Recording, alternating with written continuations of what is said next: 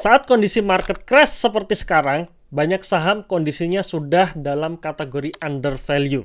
Sehingga kalau kita bisa pilih saham yang tepat, potensi multibagger itu besar. Nah, di video kali ini saya akan men-sharingkan ada dua jenis saham-saham multibagger. Pastikan teman-teman tonton video ini sampai selesai ya.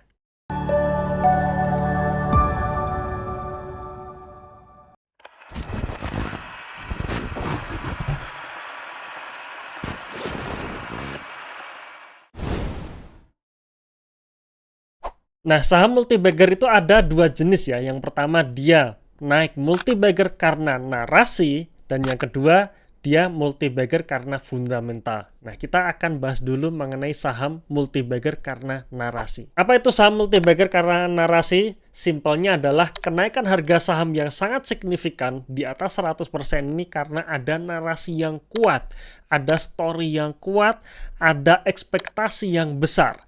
Dan ketika narasinya ini sangat kuat, kadang kinerja perusahaan maupun valuasi ini sudah tidak masuk hitungan ya, alias mungkin fundamentalnya ya biasa-biasa aja gitu.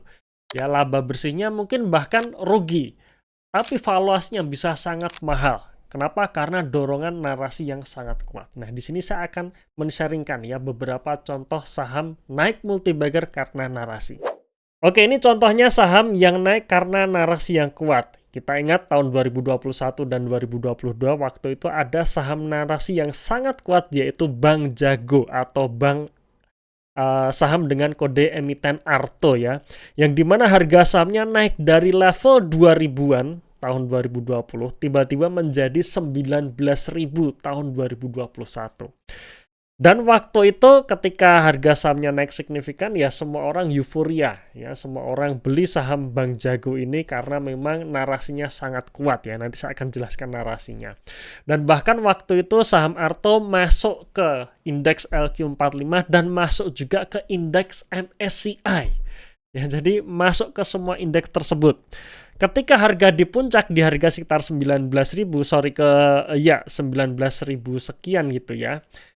Waktu itu menunjukkan level PBV 32 kali dengan PI 16.500 kali ya. Dan waktu itu market cap-nya jauh lebih tinggi atau mengalahkan market cap dari BMRI. Jadi Bank Mandiri, ya sama-sama bank padahal ya, Bank Mandiri market cap-nya itu lebih kecil dibandingkan Bank Arto ya, dan masuk ke dalam top 10 market cap terbesar di bursa kita. Nah, ketika narasi itu hilang, apa yang terjadi? Ya harga sahamnya balik ke fundamental aslinya. Jadi saat video ini diambil, harga saham Arto saat ini berada di level 900 ribuan lah ya.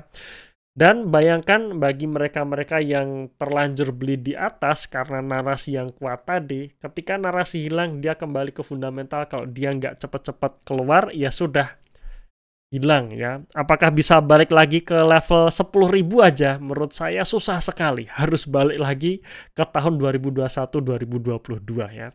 Sekarang kita coba lihat kinerjanya. Kita lihat fundamentalnya. Fundamental Arto waktu itu laba bersihnya di tahun 2021 86 miliar rupiah. Dan 2021 market cap Arto mengalahkan Bank Mandiri yang Bank Mandiri waktu itu laba bersihnya sudah belasan triliun. Jadi bayangkan saham sama-sama banknya nih, ya sama-sama bank. Arto laba bersihnya 86 miliar, Bank Mandiri laba bersihnya kalau nggak salah waktu itu sekitar 15 triliun atau 16 triliun gitu ya. Tapi market cap-nya besaran Arto.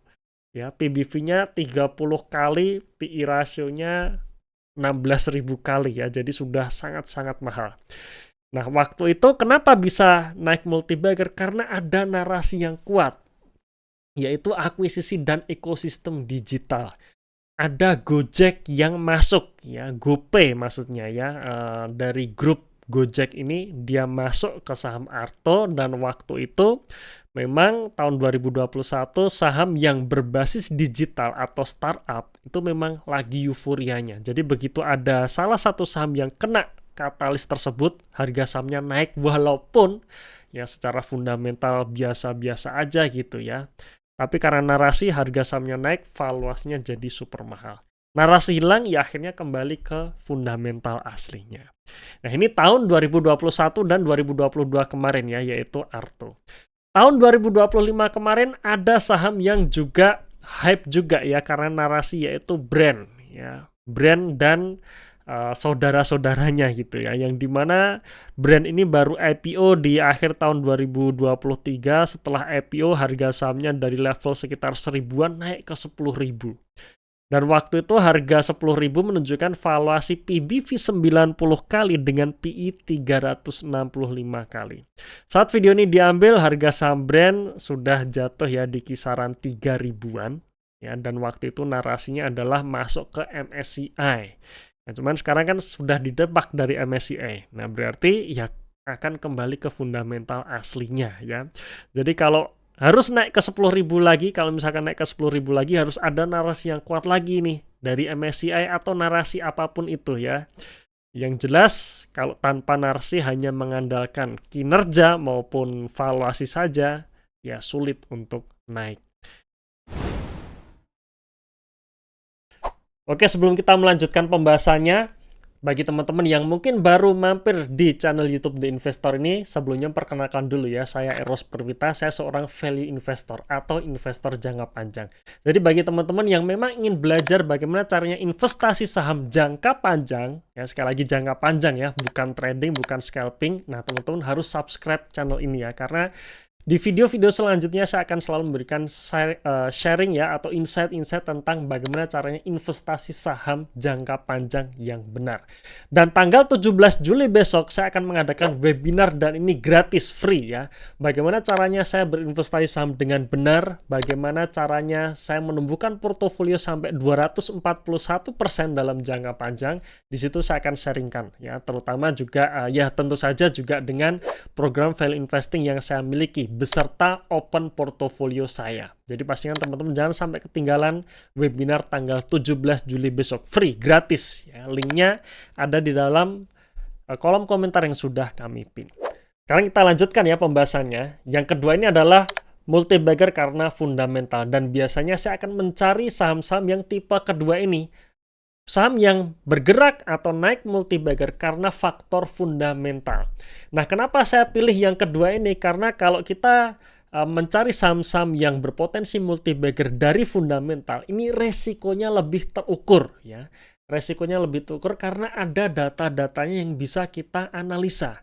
Berbeda kalau kita bicara mengenai multi-bagger karena narasi. Narasinya tiba-tiba aja datang gitu ya, tiba-tiba datang, tiba-tiba pergi, tidak bisa kita prediksi, tidak bisa kita melakukan analisa, tidak bisa kita proyeksi. Tapi kalau kita bicara mengenai multi-bagger karena fundamental, itu ada data yang bisa kita analisa. Nah, apa saja datanya? Pertama tentu saja proyeksi pertumbuhan laba bersih ya. Jadi laba bersihnya naik, dan yang kedua ada katalis positifnya dari sektor tersebut. Kalau katalisnya positif didukung dengan kenaikan fundamental emitennya, maka itu akan menciptakan multi-bagger. Nah, di sesi yang kedua ini, chapter kedua ini, saya akan mencontohkan saham multi-bagger yang saya dapatkan di tahun kemarin. Nah, ini adalah saham yang saya miliki yang bisa teman-teman akses dalam program Value Investing Mastery, karena di program tersebut sekali lagi saya open portfolio. Ya, yaitu tahun kemarin saya berhasil take profit di Archie. Disclaimer ya, Archie saya sekarang sudah nggak punya, sudah saya jual. Nah, bagaimana cara saya mendapatkan multi-bagger di saham Archie? Yang pertama tentu saja ada katalis dari sektor tersebut, yaitu kenaikan harga emas ya, karena kebetulan Archie ini adalah dia produsen emas. Jadi tahun 2024 dan 2025 harga emas ya, harga emas global itu naik dari level sekitar 1.700 ya dolar per troy ounce naik hingga level 5.000 dolar per troy ounce ya.